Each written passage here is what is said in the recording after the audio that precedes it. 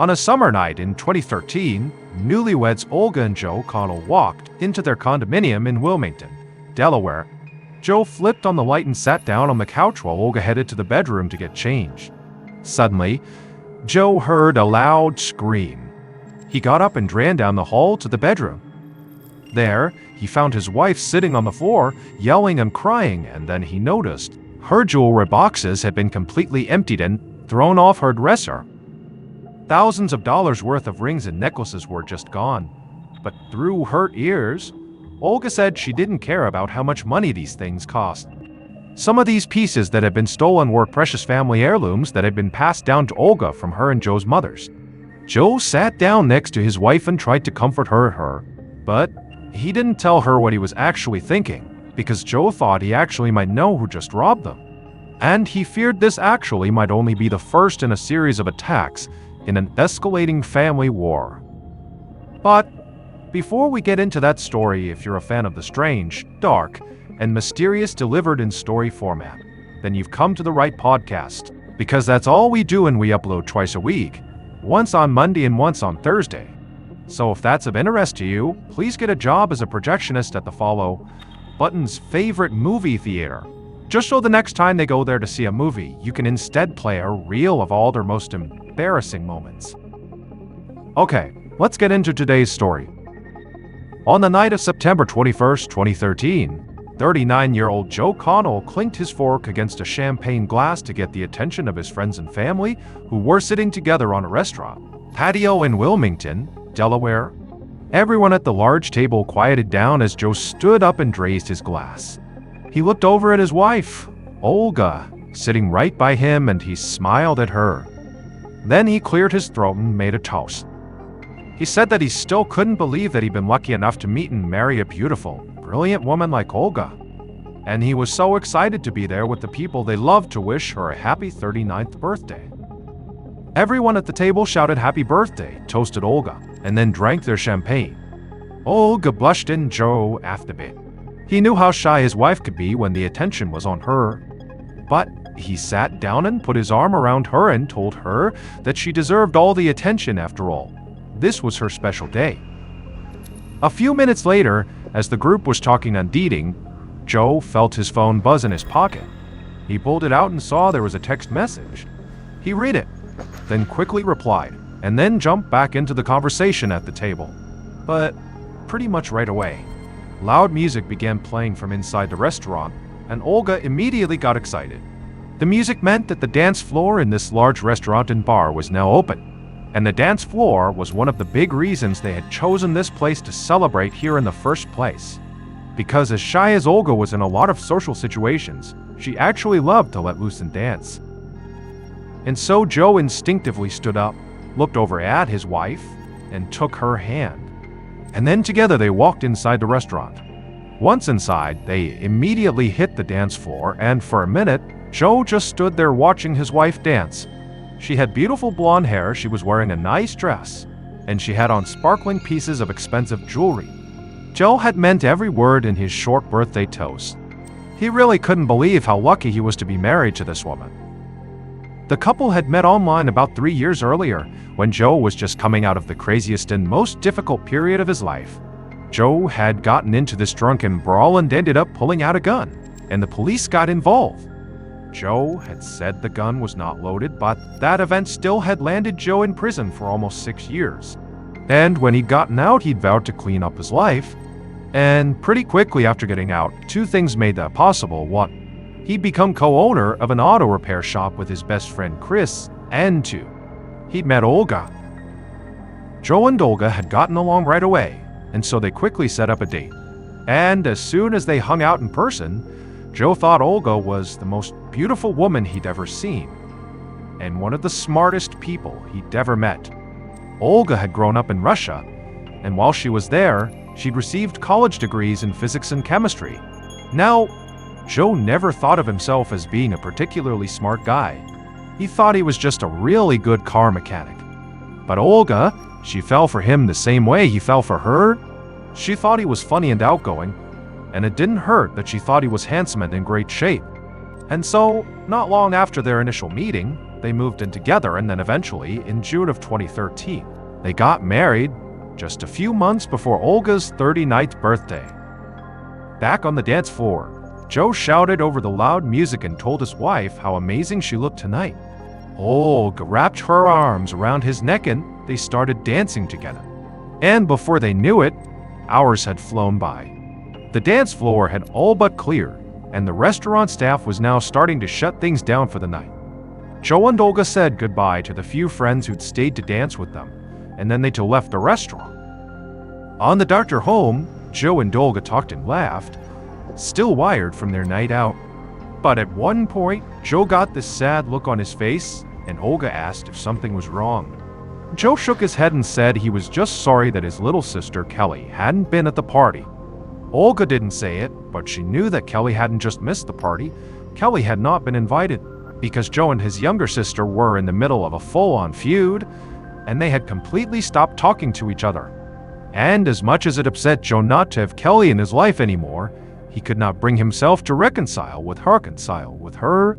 But Olga didn't want anything to spoil her perfect birthday, so she quickly changed the subject, and within a few minutes, Joe was laughing again.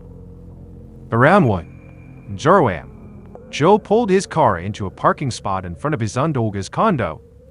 Olga got out of the car and headed down the walkway towards their front door. Joe moved kind of slowly and trailed behind her. Olga pulled her keys out of her purse, and right as she was about to unlock the door, she heard a strange noise coming from behind her. Not long after that, Officer Kelly Richards of the Newcastle County Police Department got out of her cruiser and headed up the walkway towards Joe and Olga's condo. Just a few minutes earlier, emergency dispatch had been flooded with calls from people in the surrounding condos saying they had just heard gunshots, and one caller had been sure he could see a body. Richards was the first cop on the scene, but she saw paramedics crouch down by the front door of the condo, furiously trying to help someone who was on the ground. Richards approached, and she saw there was an unconscious blonde woman in a dress laying there. Blood was pouring from the woman's cheek and head onto the concrete, and Richards thought it looked like she'd been shot. The woman was still breathing though, but just barely. Richards saw there was a ring with several diamonds in it on the woman's finger. So Richards' first thought was that the attacker must not have been here to rob this woman. Officer Richards saw more paramedics rushing down the walkway with a gurney, so she moved out of the way. But as Richards watched the paramedics wheel this woman to a nearby ambulance, she realized something strange. Richards knew this woman. Suddenly, Officer Richards looked around and really took in the condo and the surrounding area. And then it hit her. This woman who was being rushed to the hospital was Olga Connell. Less than 2 months earlier, Officer Richards had worked a burglary case at this condo because someone had broken in and stolen a bunch of Olga's expensive jewelry. Just then, Richards heard cars screech to a stop in the parking lot, and it sort of snapped her out of her daze. She saw several police officers coming her way looking at her expectantly, and she told them they needed to do a sweep of the area. And it didn't take long before Richards heard one of the officers calling her name. She saw the officer crouching down near some bushes, a few yards away from the front door, and so Richards walked over and joined the officer. And there, half hidden by the bushes, she saw the body of a man who had been shot multiple times, and it was clear he was already dead. Officer Richards knelt down and shined her flashlight to get a clear look at the man's face, and right away she recognized him too. This was Olga's husband, Joe. Officer Richards had met with him several times during that burglary investigation. Around this time, Officer Richards looked over and saw the lead investigator, Detective Jamie Leonard, getting out of his car. Richards got up and walked over to it. But before she could say anything, Detective Leonard told her that he just got news that the woman who'd been found at the scene here had died on the way to the hospital. So they were now dealing with what looks like a double homicide. Officer Richards said she knew both victims. Their names were Olga and Joe Connell, and their condo had actually been robbed back in July. But Richards said that wasn't all. While the police had never arrested anyone in connection with that robbery, Joe Connell had suspected he knew who robbed them, and police had even interviewed this person. It was Joe's own little sister, Kelly. That afternoon, Detective Leonard sat at his desk looking over crime scene photos, waiting for Joe's sister Kelly to get to the station. And as he looked at photos of Olga laying by the front door and Joe laying several yards away in the bushes, he had a theory that he just couldn't shake. Leonard had spent the entire morning with Officer Richards and a few others combing the area around the condo, and a couple of things that stood out to him. The first was that the bushes where Joe's body had been found were littered with 9mm bullet casings. However, they also found .22 caliber casings on site. And the report Leonard had received from the hospital where Olga had been taken stated that her bullet wounds had come from a .22. Now, Leonard knew it was possible that the killer could have just had two different guns on them, but based on how far apart the bodies had been found, he thought it was more likely that there had been two shooters at the scene, one to kill Olga and one to kill Joe. And if that was the case, Leonard thought there was a good chance that these murders had been planned and that they were not the result of some kind of spur-of-the-moment argument or anything like that. Detective Leonard's door opened and an officer stepped inside. He told Leonard that Joe's sister Kelly had just arrived and was waiting in one of the interview rooms. Leonard put the crime scene photos back in a folder, put on his suit jacket, and then walked out of his office. Detective Leonard reached the interview room, went inside, and sat down at a table across from Kelly. And right away, his first impression was, she looked like she hadn't slept all night. Joe and Olga's immediate families had all been informed about the murders, but since Olga's family was in Russia, Joe's parents and his two siblings were the ones dealing directly with the police, and Leonard knew that could take a toll on someone. So he started the interview with what he thought was a simple question: what was Kelly's relationship with her brother Joe like? But just hearing this question sent Kelly into a total breakdown. She began sobbing and she struggled to catch her breath. She said that she and Joe had actually been fighting and had stopped talking to each other, but now he was dead and so she'd never get a chance to talk to him again. Detective Leonard just sat there quietly and let Kelly cry for a few minutes. As far as he could tell, Kelly was truly upset about the death of her brother, but Leonard also knew that didn't necessarily mean she was totally innocent. When Kelly finally composed herself and said she was okay to continue, Detective Leonard laid everything out. He told her he knew about the burglary at Joe and Olga's condo, and he knew she, Kelly, had been interviewed by police in connection to that crime. He also assumed that that's why she and her brother had stopped talking to each other. But Kelly said no, that her and Joe had actually started fighting before all that, and then Kelly leaned forward and began telling her story. And as she did, Detective Leonard just sat there thinking, this sounds totally insane. Kelly told the detective that years ago, her mother had given her the most beautiful ring with a bunch of diamonds in it. The ring was a family heirloom and her mom had wanted to pass it on to her only daughter. Kelly had treasured this ring and dreamed of it being her engagement ring someday. Then, a few months ago, Kelly's mother had asked if she could borrow the ring so she could wear it on a trip she was taking. Kelly said of course. After all, it had been her mother's ring for a long time before Kelly got it. However, when her mom had returned the ring, Kelly knew right away that something was wrong. The ring looked different. So, on a hunch, Kelly had brought the ring to a jeweler, and the jeweler said there were no diamonds in this ring. There were only cubic zirconias. Cubic zirconias are cheaper stones that are often used to imitate diamonds. Kelly told Detective Leonard that she'd been really confused at first, but pretty soon, everything clicked when she heard that Joe had given Olga this beautiful engagement ring with several diamonds in it. And so, Kelly got in touch with Olga wanting to know if those diamonds had come from her family heirloom ring. Olga had said she had no idea what Kelly was talking about, but it hadn't taken long for Kelly to get her mom and Joe to admit what they had done. They had taken the diamonds out of Kelly's ring when she lent it to her mother, put those diamonds in a new ring for Olga, and put cubic zirconias in the original, gave it back to Kelly, and just hoped Kelly would notice. At this point, Kelly stopped talking, and at first, Detective Leonard really didn't know what to say. This was like the plot twist of a heist movie or something, but he quickly got back on track. He asked point blank if Kelly had broken into Joe and Olga's condo to try to steal the diamonds back, or to steal other jewelry to get back at Joe for what he'd done. At this point, Kelly broke down again. She said she had nothing to do with the burglary, and as angry as she was, Joe was still her brother and she loved him.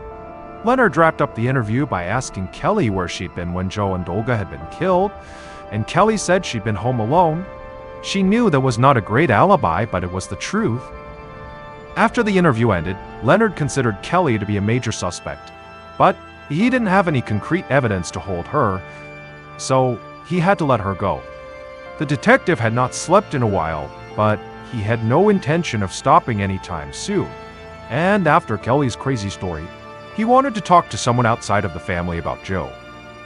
Someone who would not have been mixed up in the family feud and who hadn't swiped any diamonds. So Leonard headed across town to Joe's auto repair shop. Later that afternoon, still not even 24 hours after Joe and Olga's bodies had been found, Detective Leonard walked across the parking lot of the auto repair shop that Joe had co-owned. He saw several mechanics hard at work on different cars, and he also saw a few guys who looked like they'd just come by the shop to hang out. They seemed a little strange to Leonard, but he didn't think too much about it. He walked into a small lobby and he saw a man who looked like he was around 30 sitting behind the counter. Detective Leonard introduced himself and showed his badge, and the man behind the counter stood up. He said his name was Chris Rivers, and he asked if there was a problem. Leonard asked him if he knew who Joe Connell was. Immediately, Chris let out a big sigh and a very annoyed look came across his face. He looked right at Leonard and said, "What did he do now?" This was not what the detective had expected. In fact, it really threw him off. Leonard had planned to come by the shop, learn a bit about Joe, and then leave, but now he wondered if Chris might have information about something illegal Joe had been mixed up in. So, right there on the spot, Leonard changed his plan and he asked Chris if he wouldn't mind coming to the station to answer some questions. The sun had begun to set by the time Detective Leonard and Chris sat down together inside of an interview room. Based on what Chris had said at the auto repair shop, it seemed like he had no idea Joe had been killed, and Leonard didn't tell him. Instead, the detective asked Chris what he did at the auto repair shop. Chris said he co-owned the place with Joe, but sometimes he felt like he was doing everything by himself. Leonard asked him to elaborate, and so Chris said, Joe seemed to like the idea of owning the business way more than actually running the business. Leonard smiled like he could relate, and he asked Chris if Joe's behavior upset him. Chris said of course it did. It was hard enough keeping the shop open, let alone profitable. But suddenly, Chris stopped talking and just stared at Detective Leonard. Chris realized he just started ranting and still had no idea why he was there. So he asked again, what had Joe done? At this point, Detective Leonard knew he had to tell Chris what was going on, so he said Joe hadn't done anything. Instead, someone had murdered Joe and his wife. Everything about Chris's demeanor immediately changed. His face went blank and he looked kind of pale. He started shaking his head. He said there was no way Joe could be gone, but Leonard said it was true. And right away, Chris got mad at himself. He couldn't believe he just trashed his best friend like that because of some stupid work stuff. Just like Leonard had done with Kelly, he let Chris sit there for a while and collect himself. Then, at some point, when there was a lull, the detective asked Chris when the last time he had seen Joe was. Chris said he had seen Joe the day before at work, but after he said that, Chris suddenly paused like something had just hit him. He told Leonard, somewhat emotionally, that he was actually supposed to go to Olga's birthday party the night before and he had gone to the restaurant. But when he was outside, he realized he had left his wallet back at the shop. He was already feeling annoyed that he had to work late, so instead of going to the party and seeing his friends one last time, he just bailed, got in his wallet, and headed home. And now, he felt really bad about it. And so, Detective Leonard asked a few follow-up questions about Chris's relationship with Joe and with Olga, and how they met each other and things like that. And then eventually, Detective Leonard said he had just one more question for the time being. He asked Chris, when they had first met, why had he assumed Joe had done something that would have gotten him in trouble with the police? Chris took a breath and then said he had never told anyone this, but he knew that Joe was a big-time illegal steroid user. That's how he stayed in such great physical shape. However, Chris said over the past several months, Joe had gone from just using steroids to dealing them. In the days following the interview with Chris, Detective Leonard really started to dig into Joe's past, particularly his time in prison. Leonard and his team met with prison staff and people who had been on the inside with Joe, and a lot of them said the same thing.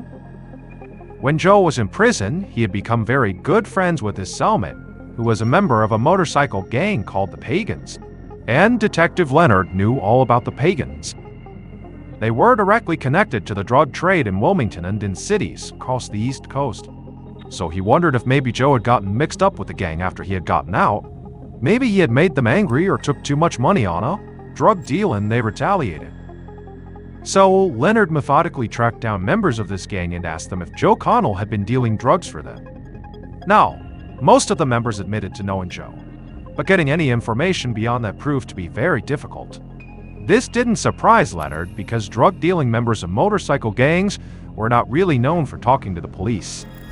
But at the end of September, so about a week after the murders, Detective Leonard was sitting at his desk when an officer walked in with a strange look on his face.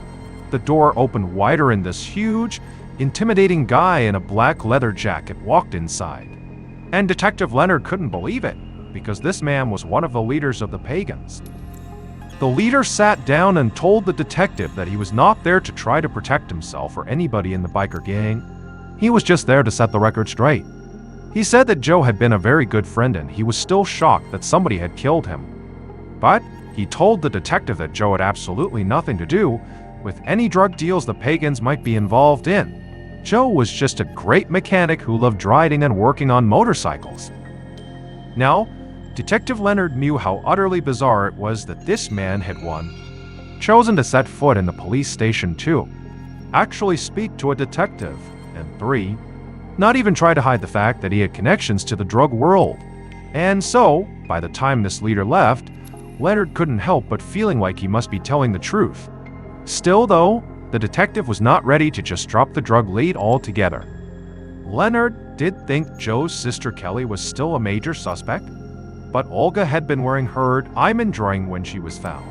So this being some kind of a drug-related hit, as opposed to a robbery attempt, made more sense to him. And soon, as his team kept looking into Joe's past, they found a new drug-related lead. That lead was a man named Josh Bay. Josh was a known drug dealer in town, and he had even worked as an FBI informant. But for Detective Leonard, the most important thing about Josh was that he seemed to spend a lot of his free time just sort of hanging out at Joe's auto repair shop. On October 4th, 2 weeks after the murders, Detective Leonard brought Josh Bay in for an interview. But it quickly became clear that this young man was not going to be all that helpful. In fact, Josh at first tried to play off that he didn't even know Joe or his business partner, Chris. When Leonard pointed out that police had plenty of evidence that said he did know both men, Josh simply changed his story. He admitted he knew Joe and Chris, but only as the guys who worked on his car. Leonard pressed Josh, but it got him nowhere. Josh said he knew nothing about drug deals involving anyone at the auto shop, and he said he had no connection to Joe and Olga's murders. The detective didn't really believe anything Josh said, but he'd have to find proof that Josh was lying. So Leonard let him go, frustrated that he had good leads, but no clear evidence pointing to any of them. The following day, October 5th, Detective Leonard and members of his team stood at the back of a church for Joe's funeral, listening to a man sing Danny Boy over Joe's casket. As Leonard listened to the song, he scanned the church pews, looking at everyone who had come, and one thing stood out. Most of Joe's friends and family clearly believed Joe's sister, Kelly, was involved in the murders because nobody was speaking to Kelly. It was like the entire family was shunning her. Even though Leonard had leaned into Joe's potential drug connections over the past weeks, he had not crossed Kelly off his suspect list by any means. If she wasn't the one who had pulled the trigger, she could have helped plan the hit. And maybe she didn't want to rob Olga's diamond ring or her other jewelry because she knew that would lead police right back to her. So standing there in the church, watching Kelly stand there uncomfortably, Detective Leonard wondered if maybe the murders were just a classic case of revenge. 4 days later, on the evening of October 9th, Detective Leonard and his team gathered around a TV at the station to watch a local news show. This was not something they did often, but tonight the news was running a story on Joe and Olga that would include interviews with people who had been close to the couple.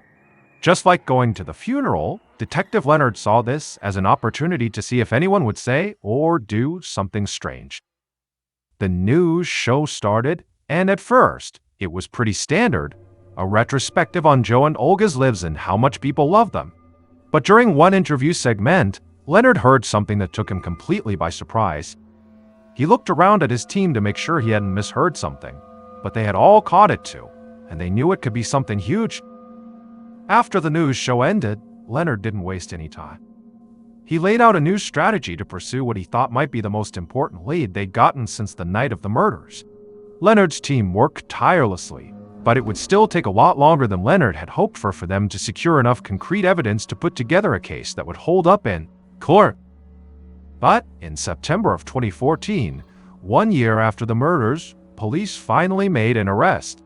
Now they had a clear picture of who killed Joe and Olga and how they pulled it off.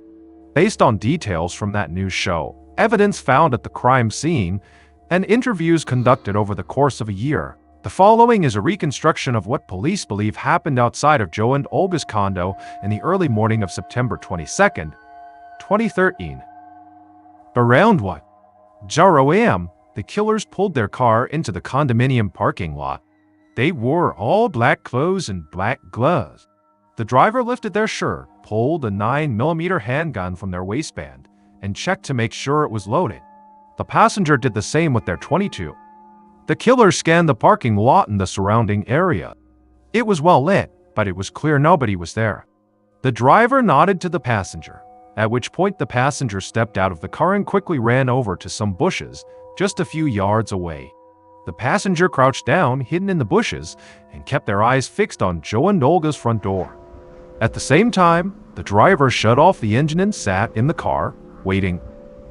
About a half hour later, around 1:30 a.m., a car pulled into the parking lot. The driver could immediately feel themselves tense up. They looked out and saw a woman wearing a dress getting out of the car and heading up the walkway towards the front door, while a man followed shortly behind her. After a steadying breath, the driver gripped their 9mm and then stepped out of their car.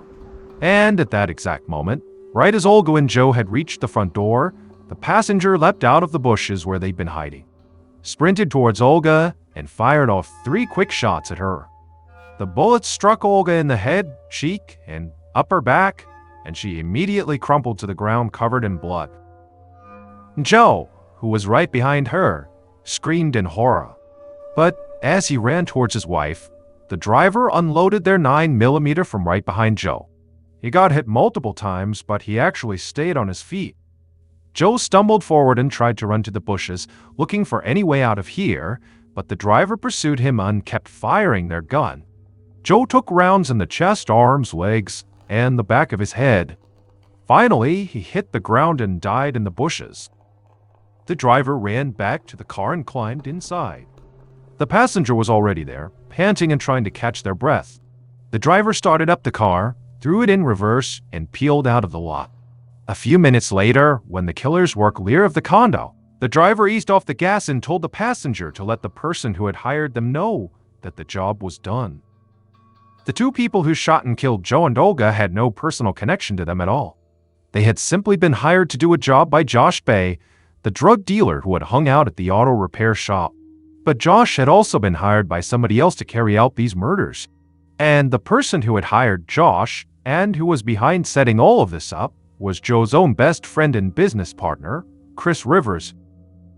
For all of Chris's talk about Joe using and selling steroids, police discovered that it was actually Chris who appeared to have a major drug issue with opioids and cocaine. And Chris's drug habit had begun to take a huge financial toll on him. He was basically burning through all his money. But Chris believed he had found a solution for all his problems. Chris and Joe had taken out a joint insurance policy for the auto repair business. Essentially, this policy would pay out a large lump sum to one owner and give that owner full control of the company if the other owner and any other beneficiaries died. This meant that to get the payout and to take sole control of the company, Chris would not only have to get rid of Joe, he would also have to get rid of Joe's possible beneficiary, Olga. So Chris reached out to his drug dealer, Josh Bay, for help.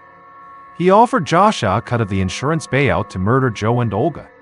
But Josh had no intention of actually pulling the trigger himself, so he subcontracted the job out to 2 hired killers he knew from his work in the drug trade. On the night of Olga's birthday party, Chris texted Joe. He said he was finishing up something at work, but he wanted to know how late they'd be at the restaurant because he still wanted to come to the party.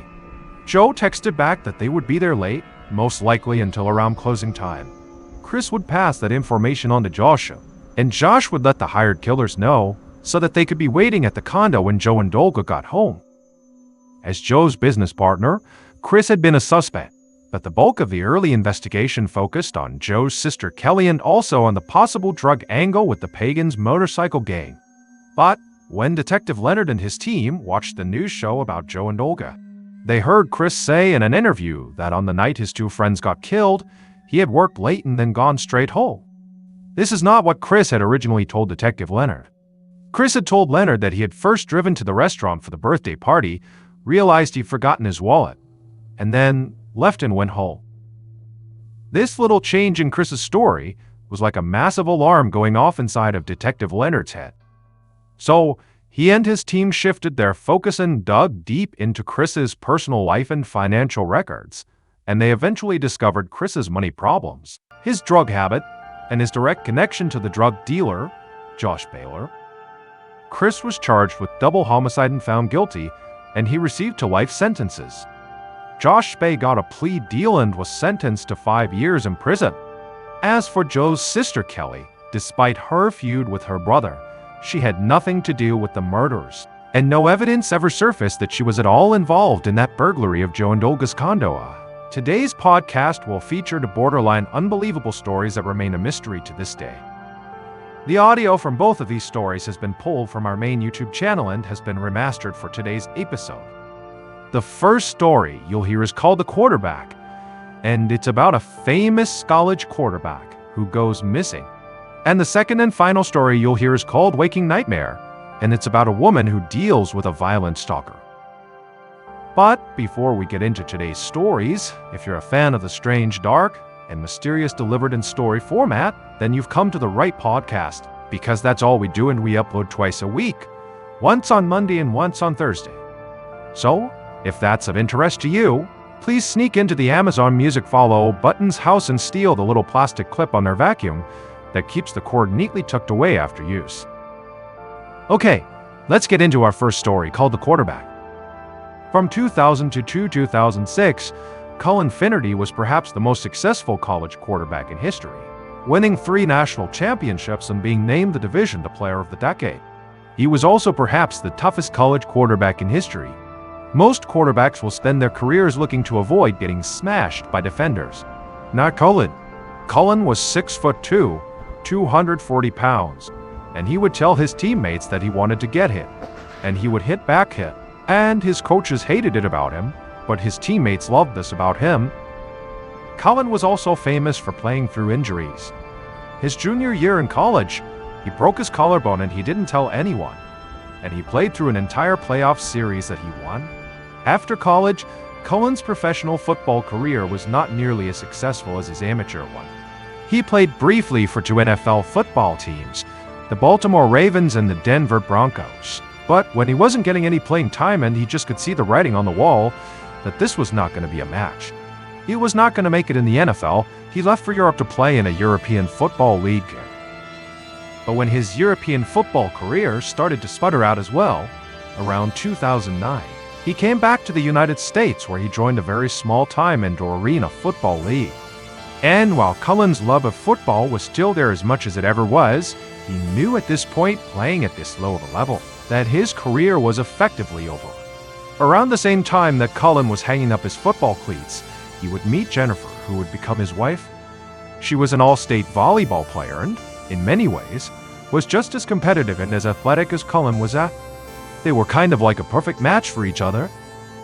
They married in 2010, and Cullen, this big man, big-time quarterback, was shaking and crying at the altar because he was so nervous and excited about marrying Jennifer. Because I think this was a really big turning point for him, where he was basically putting football in the past and starting this new life and building a family with Jennifer, and he was really excited about it. The newlywed couple moved into a house together in Michigan where they had 2 kids, and Cullen landed a good job in medical sales. And by all accounts, Cullen was just hitting his stride post-football. On Memorial Day weekend in 2013, Jennifer's family was planning this 3-day fishing trip along the Baldwin River in Michigan, and the Finnerty S decided they would join them. And so Cullen and his wife and kids, they rented a cabin that was going to be near the campsite that Jennifer's family was staying at. And for the entire weekend, it was just this great fishing trip where everybody had a great time and the weather was beautiful. And on May 26th, so the last night of this 3-day fishing trip, Cullen, who had recently purchased this pontoon boat that they had used for this fishing trip, he wanted to just go out one more time on his boat. This boat that he was really proud of, and fish for another 45 minutes before ending the weekend. So Cullen put on his waders and his jacket, he grabbed his fishing pole, and he had his family drive him to the stairs that led down to the water where his pontoon boat was. Before he walked down the steps, he turned and told his family that he'd be out for about 30 to 45 minutes, and that he wanted to be picked up at the next boat ramp down the way, and that he would call when he needed a ride. 42 minutes later at 9:27 p.m., Jennifer receives a phone call from her husband, and she's expecting it to be the call where he says, "Okay, I'm ready to get picked up." But when she answers the phone, Cullen is frantic, and he's telling her that he's being followed by 2 men in the tree line, that he's out on the water on his pontoon. But there are 2 men in the tree line that he can't see, but he can hear them, and they've been following him for some time. And before Jennifer can even get a word out, Cullen says to her that he's going to beach the boat and take his clothes off, and then he hangs up. Jennifer immediately tries calling Cullen back repeatedly, but he's not picking up, and so she's left feeling totally confused about what her husband has just told her. What stood out to her was how scared he sounded on the phone, and fear was not something she typically associated with Cullen. This beast of a man, this tough football player, he didn't get scared. So for him to be that scared sounding and to be describing people basically stalking him, she knew he was in serious trouble. So she calls 911 and she describes where he is in the Baldwin River, and the police take her report and say, "We'll send someone out right away." After Jennifer got off the phone with police, she called her family and told them about this really strange phone call from Cullen and how she just called the police and she didn't know what to do. And so her brother tried calling Cullen, and Cullen answered. And when he did, Matt said, "Hey Cullen, where are you?" And Cullen would say, "I don't know where I am, but there's these 2 guys that are still following me." And Matt would say, "Are you still on your boat? Are you on land?"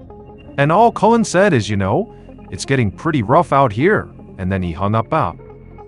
Afterwards, Matt would call Jen and he would tell her about this phone call with Cullen, and it really didn't add any clarity to the situation.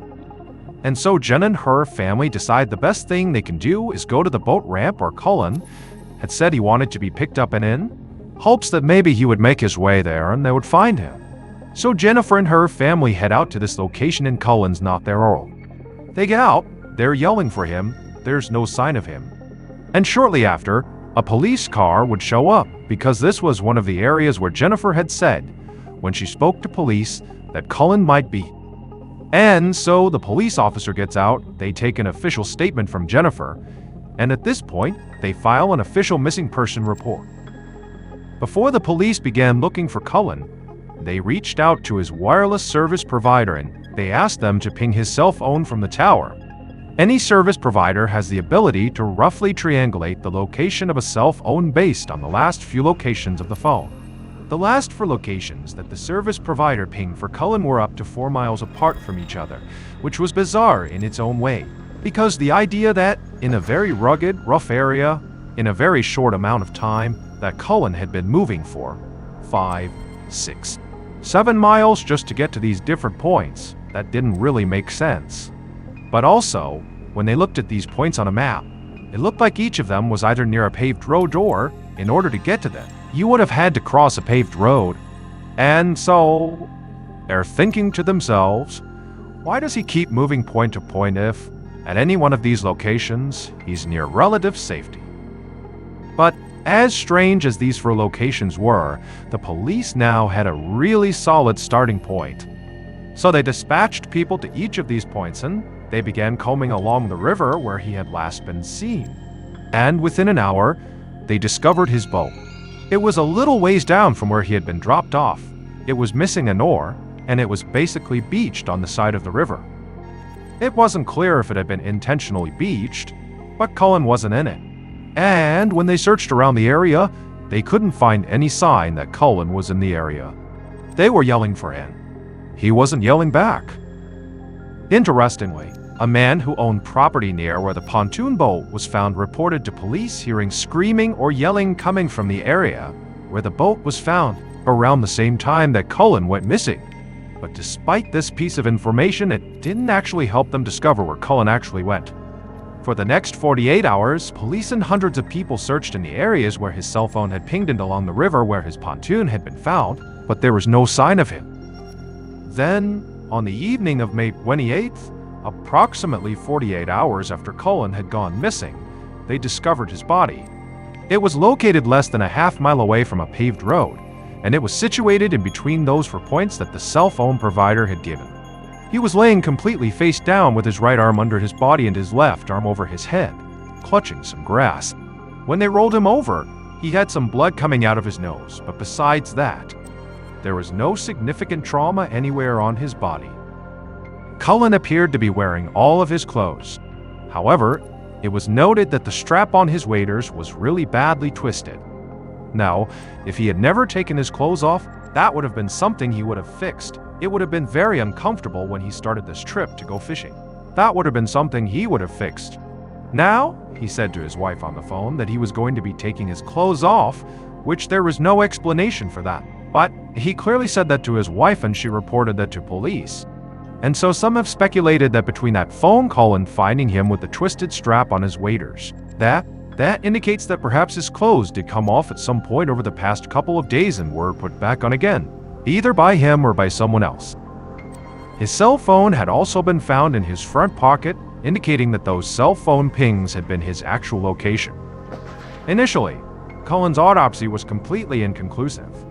There was no trauma to his body, there was no obvious thing that killed him. But later on it was determined he died of pneumonia caused by inhaling his own vomit. So, we don't know how you get to a place where you're inhaling your own vomit, but I would imagine you're in a pretty panicked state of mind if that could happen to you. Many people believe Cullen's death was the result of a traumatic brain injury caused by all the years of playing football and getting hit in the head, and so that can lead to paranoia. And so perhaps this was a fit of paranoia. He got turned around, he got scared, he thought somebody was chasing him, and then, he vomits and inhales his vomit, and that ultimately kills him.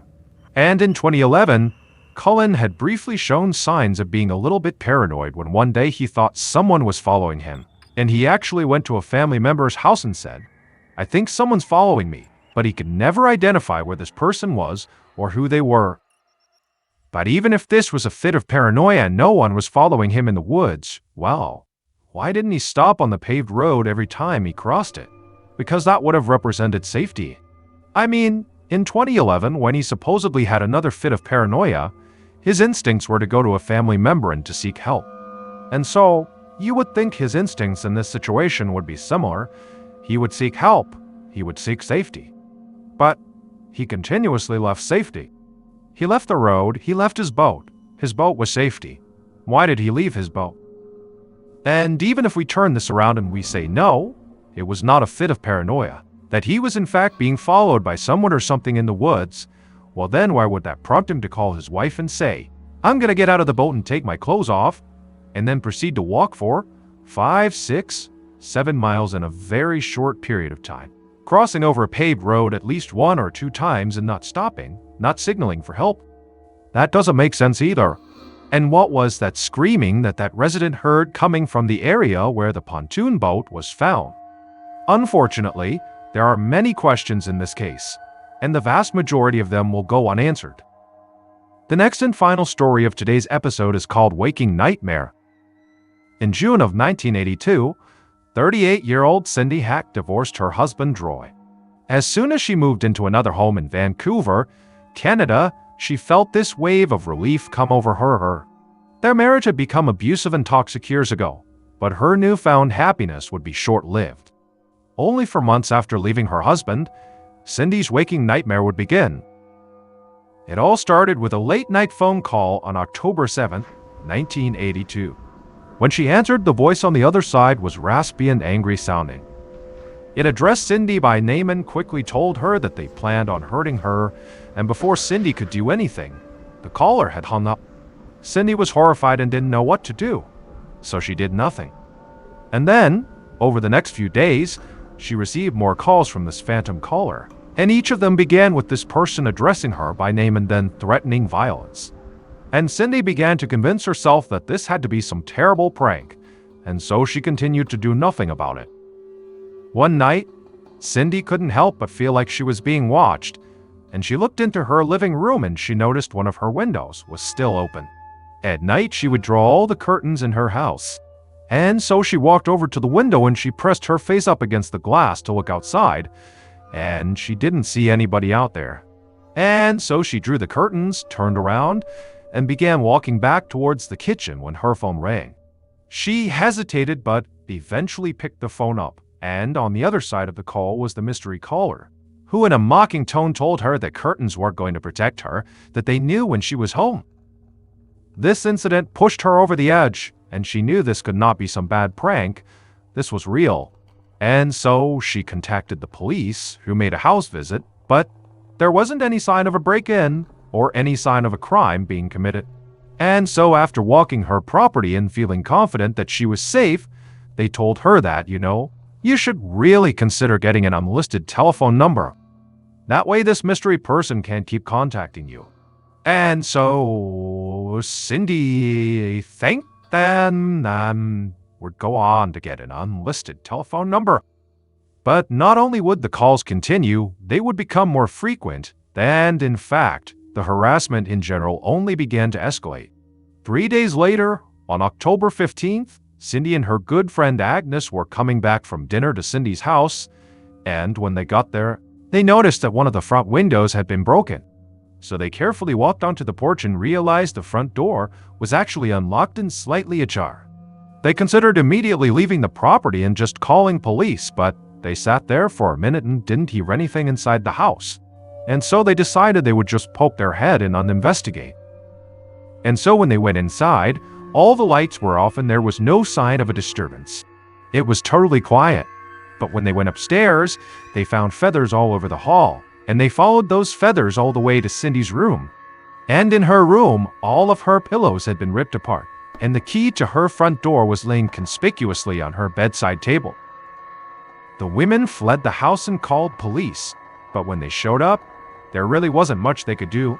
Despite knowing about Cindy's threatening phone calls she was getting, there was just no clear sign of who broke into her house and cut up her pillows.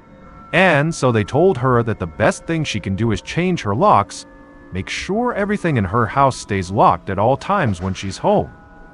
And if she notices anything out of the ordinary, to call back. Over the following few days, Cindy got more threatening phone calls and began waking up to threatening notes laying on her front porch that had been made from newspaper and magazine clippings. This led to the police launching a larger investigation into the matter. An officer named Pat McBride, who had been on the force for 8 years, began checking in on Cindy almost daily, and very quickly, Pat and Cindy developed a romantic relationship, and Pat actually moved into Cindy's house while he was investigating this case.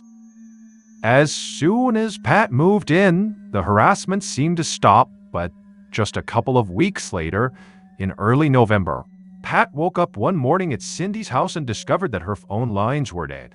When he went outside to investigate, he discovered that the lines had actually been cut, and he found a pair of wire cutters laying on the ground. Over the following month, in addition to the threatening phone calls and notes left on her porch, Cindy began hearing somebody walking around outside her house at night, but she was always too terrified to go to the window and look outside to see who it was. She began finding raw meat sitting outside of her door in the morning, and she would find pictures of dead bodies tucked under her windshield wiper on her car. One day, she walked into her backyard and she discovered 3 dead cats hanging in her garden. Cindy, who was a bubbly, happy person before the harassment started, had become a totally anxious and paranoid mess. But despite her obvious distress, the local police were starting to doubt her claims that the stalker was even real. Every time she called them claiming stalker activity, they would go to her house and look around. But they could never find any evidence to suggest that anyone besides her, her friends, or her boyfriend had been there. And speaking of her boyfriend, police officer Pat McBride, he would tell his co-workers that he was never home when the stalker called and he never heard anybody walking around outside of her house. He said the only reason he knew about these things is because Cindy told him after the fact. Upset that the police were not taking her seriously, Cindy broke up with Pat and decided she needed to move and start over in another town. Just days before Cindy was supposed to relocate, her friend Agnes stopped by. When she went to the front door and knocked and there was no answer, she walked around to the back and she found her friend crouched down behind the stairs as if she was hiding from something. She ran over to her and noticed she had this black nylon stocking wrapped tightly around her neck. But Cindy seemed to be totally unfazed by it and just kept looking out towards her shed. And so Agnes runs over to Cindy and says, "Cindy, what are you doing? What's on your neck?" And Cindy turned to look at her, and her eyes were super wide and she was panicked. And she told Agnes that just minutes ago, she had been walking out to her shed to get something when a man leapt out of the shadows and wrapped this nylon around her neck and began choking her, and threatened that if she turned around to look at him, he would attack her family. So Cindy and this man struggled for a minute until Agnes's car approached, which spooked the man and he ran off. Agnes was shocked and she grabbed her friend and picked her up. She pulled the nylon off of her neck and the two of them ran inside and locked all the doors and windows. And then at that point, Cindy called the police. But when the police showed up, the only evidence of this attack was Cindy's first-hand account in this nylon stocking. But the police believed the nylon stocking was Cindy's and she staged the whole event and she tied it around her neck herself. A few days later, in January of 1983, Cindy moved into a new home in a town called Richmond, which is a suburb of Vancouver, Canada. And as soon as she got there, she painted her car a new color and she actually changed her last name to James.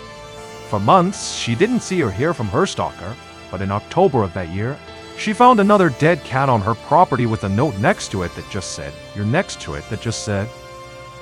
Fearing for her life, she called the Richmond police, who set up a surveillance operation on her property. But for months, despite dozens of officers watching her house at practically all hours, they never, ever saw any stalker activity. But as soon as the officers left for any amount of time, when there was a gap in surveillance, Cindy would call the police and report stalker activity. In time, this town's police department also began to suspect that Cindy was fabricating the stalker story, and they told her as much. Tori. Now blatantly knowing the police were not taking her seriously, Cindy hired a local private detective named Ozzy Cabin to look into her case. Immediately, he installed floodlights all around her property and he gave her a two-way radio to place inside of her house that constantly broadcast back to Ozzy. That way, if she was in trouble, he would know about it, even if she couldn't get to the radio to actually tell him. He also installed a panic button inside of her house that would send an alarm to him as well as to the police. In January of 1984, after only being on the case for a couple of weeks, Ozzy heard some strange sounds coming across the two-way radio. It sounded like there was some sort of struggle happening in Cindy's house, and so he tried radioing her to ask what was going on, but he didn't get a response, and so he flew over to her house. He knocked on the door, but there was no answer, and so he kicked the door down and found Cindy lying in the hallway motionless, with a note on top of her hand that was held in place by a paring knife that had been stabbed through the note and then through her hand. The note said, "You're dead, lady." Cindy also had a black nylon stocking wrapped around her neck, and so initially, Ozzy believed Cindy was dead. But he managed to find a pulse, and so he brought her to the hospital. And when she regained consciousness, all she could recall was feeling someone inject her arm with a needle, and then after that she had no memory of the attack. The police, believing Cindy had staged the attack, did not bother to take fingerprints at her home, or on the knife, or on the note. Ozzy, on the other hand, believed his client was telling the truth, He didn't believe Cindy was physically capable of injecting herself in the area where the needle had entered her body. The angle was nearly impossible to achieve on her own. Once she was released from the hospital, the police, despite believing she was lying, continued their surveillance operation of her property. But, like always, nothing ever happened when any of the officers were on duty. The stalker activity only was reported after they had left. Life went on like this for over a year, and during that time, Cindy's mental health continued to decline rapidly. She lived in constant fear of the stalker, and she was deeply embarrassed that the police believed she was lying. On December 11th, 1985, Cindy was attacked again, but the details on this are incredibly scant. Someone found her lying in a ditch 6 miles away from her home. She was wearing a single work boot and a single glove. She was suffering from hypothermia, and she had cuts and bruises all over her body. And she had a black nylon stocking wrapped around her neck. She had no memory of the attack. The police told her that they believed this was yet another staged event, and so they did not do any significant follow-up. After a few days in the hospital, she was sent home, but she was terrified to be alone. So she reached out to her friend Agnes and asked if she and her husband Tom would stay with her for a couple of days, and they agreed. The first night they were there, Cindy woke up in the middle of the night and heard strange sounds coming from the basement. She woke up Agnes and Tom, and they heard the sounds too, and so they went down to the first floor. They opened up the door to the basement, and they looked downstairs, and very clearly, there was a fire raging in her basement. And so Cindy immediately ran to the phone to call 911, but they discovered the phone lines had been cut. And so Tom ran outside to try to find a neighbor to call 911 for them, and when he went outside, he found a man just standing there in front of the house watching it. And Tom yelled to him, "Hey, you need to call 911. This house is on fire." And this man, without saying a word, just turned and ran down the street, and that man was never identified. Finally, Tom did get a neighbor to call 911. The fire department arrived and they put out the fire, and then after an investigation, they determined that the fire had been set intentionally. This was an act of arson, and the police said there was no signs of forced entry anywhere around the house, which means someone who was already in the house had to have started the fire. And they specifically said Cindy had to have started the fire because she stages these events all the time because of the stalker delusion she has us. Agnes and Tom denied this claim, saying they never heard Cindy walking around at night and she would never jeopardize their lives. After this event, Cindy became extremely depressed and had to be hospitalized, and for 10 weeks she was under intense psychiatric care. But at the end of those 10 weeks, the doctors determined that she was not a threat to herself or to anyone else, and so she was sent home. It was at this time that Cindy went to the police and said that she thinks Roy, her ex-husband, was behind all of the attacks. Police immediately brought Roy in for questioning, and he emphatically denied all allegations, saying he had nothing to do with it, and in fact, he had been the victim of this stalker that was going after his ex-wife. He said he got a number of these threatening phone calls, and one time when they called, they left him a voicemail, and he played it for the police. After speaking with Roy and confirming his various alibis, the police ruled him out as a suspect. For the next 3.5 years, Cindy continued to receive threatening phone calls and messages at her house, but no one besides Cindy ever saw the stuff happen live. While her private investigator, Ozzy, still believed every bit of her story. The Richmond Police Department had grown tired of her and stopped responding to her calls. On the evening of May 25th, 1989, Agnes showed up at Cindy's house for their scheduled game of bridge. When she knocked on the door, there was no answer. And because Agnes and Cindy were very close, Agnes tried the front door. It was unlocked, and so she let herself in, thinking Cindy must be upstairs taking a shower. But when she stepped inside, the house was totally silent, and after a couple of minutes of no commotion upstairs, Agnes began searching the house for her friend, and she discovered that Cindy wasn't there. And so she called the police. The police launched a search and very quickly found Cindy's car in a parking lot at a local supermarket. And when investigators went over the car, they discovered there was blood on the outside of the driver's side door. The contents of Cindy's purse, including her credit cards and did, were scattered about on the ground near the car. And then in the trunk of the vehicle were the groceries that Cindy had recently purchased. But despite her car being found, there was really no indication of where she went next. Her friends and family believed she had been kidnapped by her stalker, and the police believed she was staging yet another event, but regardless, no one could find her. 2 weeks after her disappearance, and 1.5 miles away from where her car had been found, a road worker had drank too much coffee and needed to use the bathroom. But where they were working, they did not have a portage on, and they were not near any local businesses that might offer public restrooms. The only area that offered any privacy was the abandoned building that was right near their work site. And so this worker told his crew where he was headed. He turned and began walking across the totally overgrown front yard of this property. And as he began walking around the side of this building, he smelled this horrific smell, like one of the worst smells he'd ever smelled in his life. And he assumed that because this property was abandoned, maybe people were dumping their trash on it somewhere, and it's a hot day and that's why it smells. But either way, he rolled it off.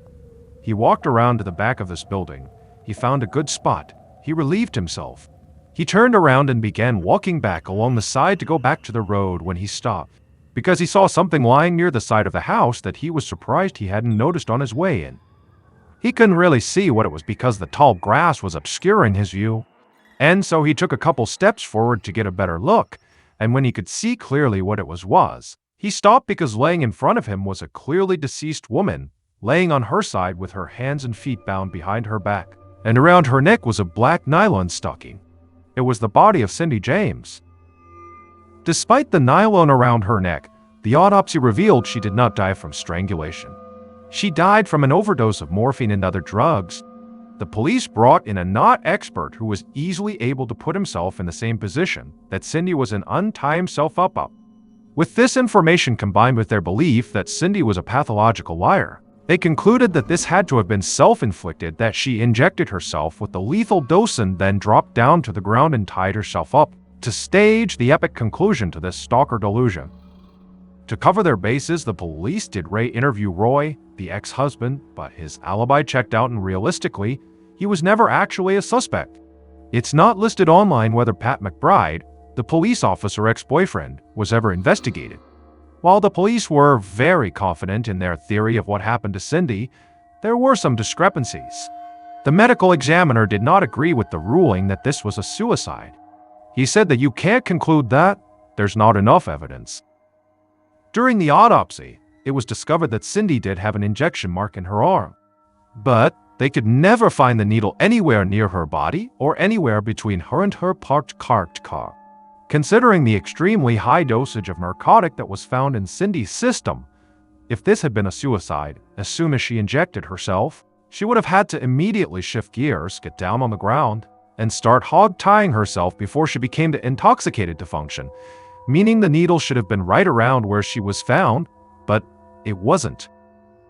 Also missing from the crime scene were Cindy's shoes and socks, and interestingly, her bare feet were totally clean, despite the fact that in order to get where she was found, she would have had to cover a distance of at least 1.5 miles from her parked car. But again, there was no dirt or any markings on the underside of her feet. Also, it was strange that she wasn't discovered faster than 2 weeks, although she was found near this abandoned house that was totally overgrown.